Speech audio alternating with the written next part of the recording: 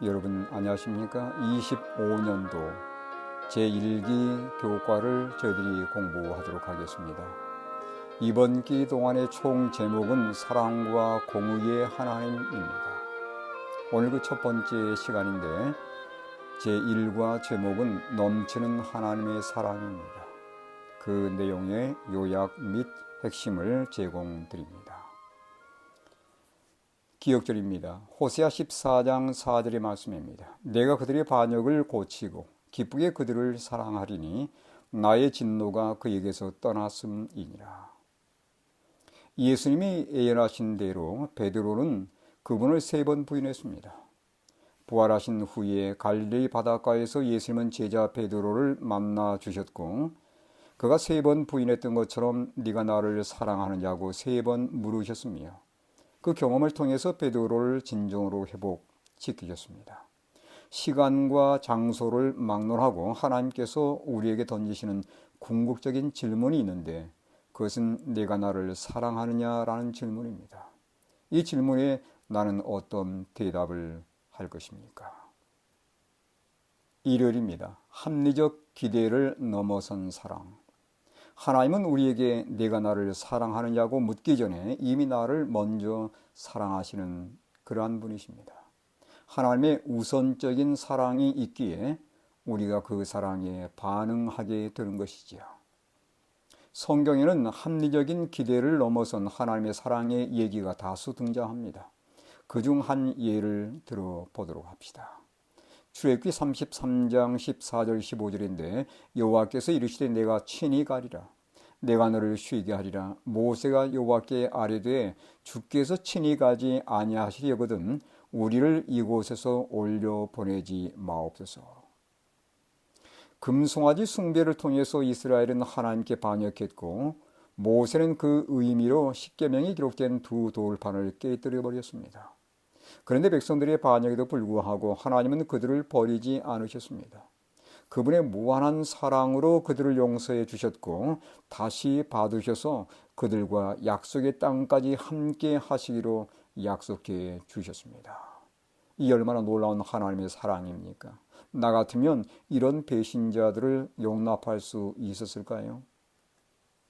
금송아지 반역에도 불구하고 출애굽기 33장 19절 말씀은 하나님의 뜻과 사랑에 대해서 무엇을 알려주고 있습니까?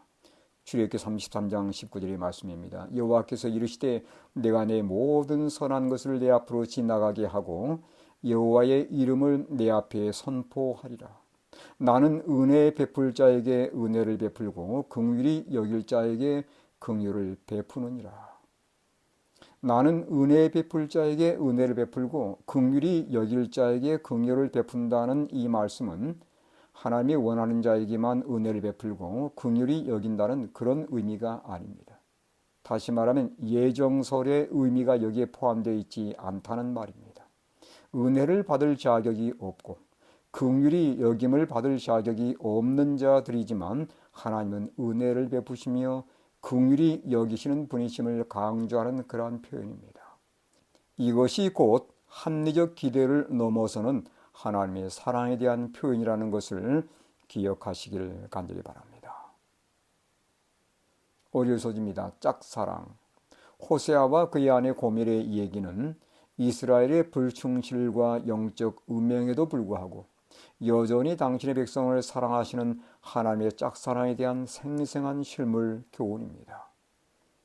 호세아서는 이스라엘을 향한 하나님의 짝사랑을 어떻게 표현하고 있습니까? 대표적인 구절입니다. 호세아 3장 1절과 2절의 말씀입니다. 여호와께서 내게 이르시되 이스라엘 자손이 다른 신을 섬기고 건포도 과자를 즐길지라도 여호와가 그들을 사랑하나니 너는 또 가서 타인의 사랑을 받아 음녀가 된 그 여자를 사랑하라 하시기로 내가 은 15개와 보리 한 호멜 반으로 나를 위하여 그를 사고.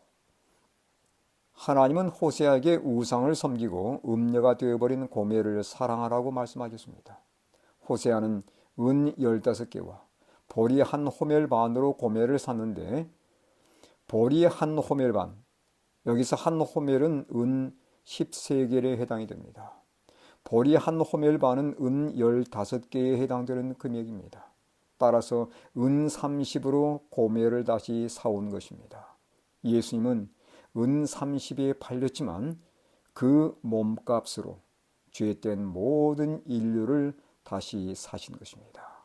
우리는 호세아의 이 얘기를 통해서 십자가의 사랑의 얘기를 다시 한번 생각하게 됩니다. 호세아는 하나님의 변함없는 사랑이 주는 힘과 능력을 어떻게 표현하고 있습니까? 호세아 14장 4절의 말씀입니다. 기억절의 말씀입니다. 내가 그들의 반역을 고치고 기쁘게 그들을 사랑하리니 나의 진노가 그에게서 떠났음이니라. 새 번역에는 이렇게 되어 있습니다. 내가 그들의 반역하는 병을 고쳐주고 기꺼이 그들을 사랑하겠다라고 되어 있습니다. 여기서 기꺼이라는 말은 자발적으로 베푸는 것을 의미하며 그분의 짝사랑에 대한 표현입니다. 그러나 하나님의 사랑은 결코 실패하지 않습니다. 이스라엘의 반역에도 불구하고 그들을 향한 하나님의 사랑에는 결코 변함이 없었습니다. 훗날 하나님의 그 사랑을 발견한 자들이 그분에게 돌아와서 우상을 버리고 세상의 권력이나 향락을 의지하는 대신에 오직 그분만을 의지하는 경험을 갖게 될 것입니다. 사랑이 회개와 진정한 개혁을 낳는 것입니다. 이것이 바로 사랑의 힘이자 능력입니다. 하나님의 사랑은 결코 실패하지 않는다는 것을 이해하시길 바랍니다. 화요일서지입니다. 거저 주시는 사랑. 거듭된 반역에도 불구하고 이스라엘을 향한 하나님의 자발적인 사랑은 변하지 않았습니다. 마찬가지로 우리가 죄인일 때도 하나님은 변함없는 사랑을 부어주셨습니다. 우리가 그 사랑을 받을 자격이 없음에도 말입니다. 다음 구절은 창조에 관한 하나님의 의지를 어떻게 보여주고 있습니까? 계시록 4장 11절입니다. 우리 주 하나님이여 영광과 존귀와 권능을 받으시는 것이 합당하오니 주께서 만물을 지으신지라 만물이 주의 뜻대로 있었고 또 지으심을 받았나이다 하더라. 시편 33편 6절 여호와의 말씀으로 하늘이 지음이 되었으며 그 만상을 그의 입 기운으로 이루었도다. 여기 이 두 구절은 창조와 연관된 하나님의 말씀입니다. 하나님은 아무 대가 없이 이 세상을 창조하셨습니다. 세상을 창조하셔야 할 이유가 없었습니다. 그런데 왜 창조하셨을까요? 그분이 사랑이시기 때문에 사랑의 대상으로 이 세상과 사람들을 창조하신 것입니다. 그분의 사랑 때문에 우리가 탄생하게 된 것입니다. 세상이 존재하기 전에 하나님의 사랑에 대해서 다음 구절은 무엇을 말해주고 있습니까? 요한복음 17장 24절입니다. 아버지여 내게 주신 자도 나 있는 곳에 나와 함께 있어 아버지께서 창세 전부터 나를 사랑하심으로 내게 주신 나의 영광을 그들로 보게 하시기를 원하옵나이다. 사랑의 대상으로서 피조물이 꼭 필요한 것은 아니었지만 하나님은 자신의 의지로 세상을 창조하기로 결정하셨고 피조물을 지으시고 그들과 사랑의 관계를 맺으셨습니다.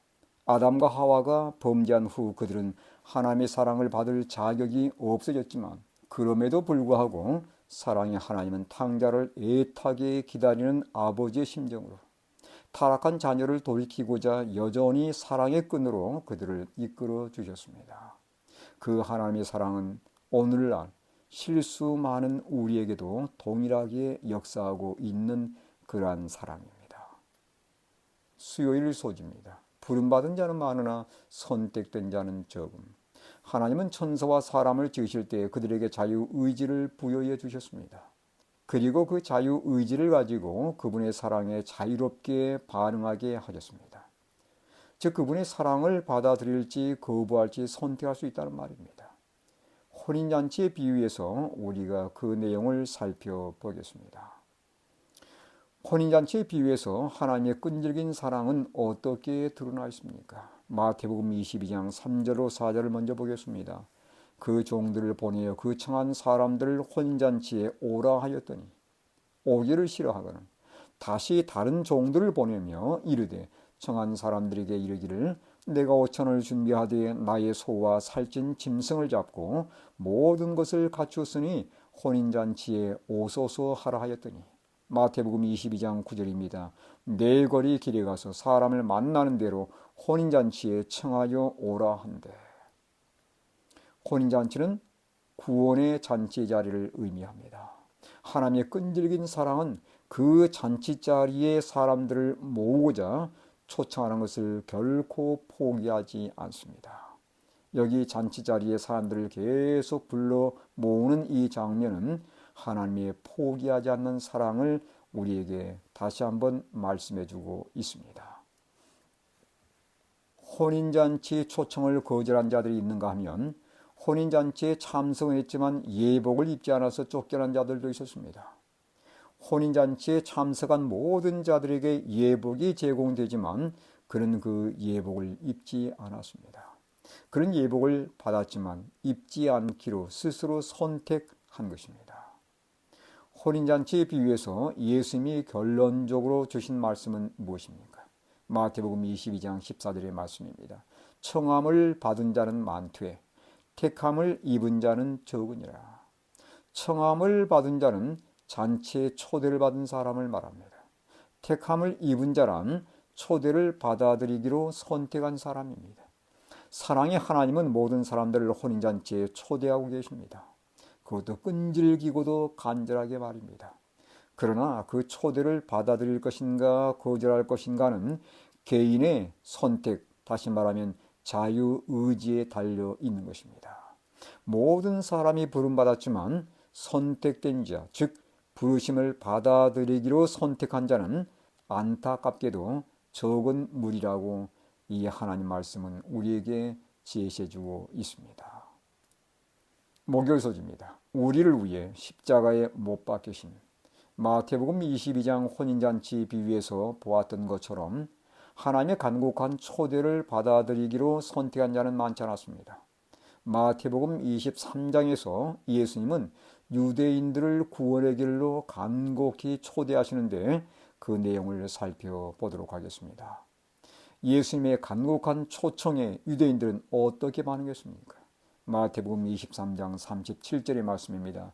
예루살렘아 예루살렘아 선지자들을 죽이고 내게 파송된 자들을 돌로 치는 자여, 암탉이 그 새끼를 날개 아래에 모음같이 내가 내 자녀를 모으려 한 일이 몇 번이더냐. 그러나 너희가 원하지 아니하였도다. 주님은 유대인들을 그분의 구원의 날개 아래 모아드리고자 초청했지만 그들 스스로 그 구원의 초청을 거절하기로 선택했고 나아가 예수님을 십자가에 못 박아 죽이기까지 했습니다. 그러나 예수님은 그 십자가를 통해서 죄인이 치러야 될 죄값, 그것을 대신 치러주셨고 그들은 물론 우리들도 구원의 길로 다시 초청해 주셨습니다. 이 얼마나 놀라운 사랑입니까? 그분을 배반한 자녀들을 향해서도 예수님의 사랑은 결코 중단되지 않았다는 사실입니다. 요한복음 10장 17절과 18절을 읽고서 갈라디아서 2장 20절과 비교하고서 의미를 살펴보십시다. 요한복음 10장 17절과 18절입니다. 내가 내 목숨을 버리는 것은 그것을 내가 다시 얻기 위함이니 이로 말미암아 아버지께서 나를 사랑하시느니라. 이를 내게서 빼앗는 자가 있는 것이 아니라 내가 스스로 버리노라. 나는 버릴 권세도 있고 다시 얻을 권세도 있으니 이 계명은 내 아버지에게서 받았노라 하시니라. 갈라디아 2장 20절입니다. 내가 그리스도와 함께 십자가에 못 박혔나니 그런즉 이제는 내가 사는 것이 아니요 오직 내 안에 그리스도께서 사시는 것이라. 이제 내가 육체 가운데 사는 것은 나를 사랑하사 나를 위하여 자기 자신을 버리신 하나님의 아들을 믿는 믿음 안에서 사는 것이라. 그리스도의 십자가 희생은 죄인들에 대한 사랑에서 비롯된 자발적인 선택으로 이루어진 것이었습니다. 여기 요한복음 10장 18절에 분명히 말씀하기를 내가 스스로 버리노라고 예수님께서 말씀하셨습니다. 마찬가지입니다. 우리가 자아를 십자가에 못 박는 경험도 자발적인 선택으로 이루어져야 되는 것입니다. 즉 나를 사랑하사 나를 위해 주신 그분을 사랑하는 마음에서 우러나올 때 우린 십자가에 내 자신을 온전히 내맡기는 그러한 경험을 하게 될 것입니다. 하나님의 놀라운 그 사랑에 대한 우리의 반응이 이렇게 나타나야 되지 않겠습니까? 이번 주 교과의 결론입니다. 하나님의 사랑은 합리적인 기대를 넘어선 사랑입니다. 한 예가 금송아지 반역 사건입니다. 백성들의 반역에도 불구하고 사랑의 하나님은 그들을 버리기는커녕 가나안까지 반역한 그들과 함께하기로 약속하셨습니다. 하나님의 사랑은 짝사랑이며 거저 주시는 사랑입니다. 하나님은 우상과 쾌락에 팔린 고멜을 다시 사오는 호세아의 경험을 통해서 하나님의 포기하지 않는 짝사랑을 보여주시고 우리를 지으실 뿐 아니라 죄로부터 구속해 주신 사건을 통해서 그분의 거저 주시는 사랑이 어떠한 것인지를 우리에게 분명히 보여주셨습니다. 혼인잔치의 비유를 통해서 하나님은 끊임없이 우리를 구원의 길로 초청하시는 그분의 진정한 사랑을 보여주시며 초청에 응할 것인지 말 것인지를 선택할 자유까지 우리에게 주셨습니다. 선택은 우리에게 맡겨져 있습니다. 그러나 하나님은 우리의 그릇된 선택에도 불구하고 십자가를 통해 여전히 우리를 구원의 길로 초청하고 계십니다. 하나님은 진정 사랑입니다. 이 한 주간 이러한 놀라운 하나님의 사랑을 깨달으시고 이 사랑에 자발적인 사랑과 자발적인 자아를 내려놓는 경험으로 반응하시는 우리 모든 믿음의 성도들 되시기를 간절히 바라면서 이번 주 교과를 마치겠습니다.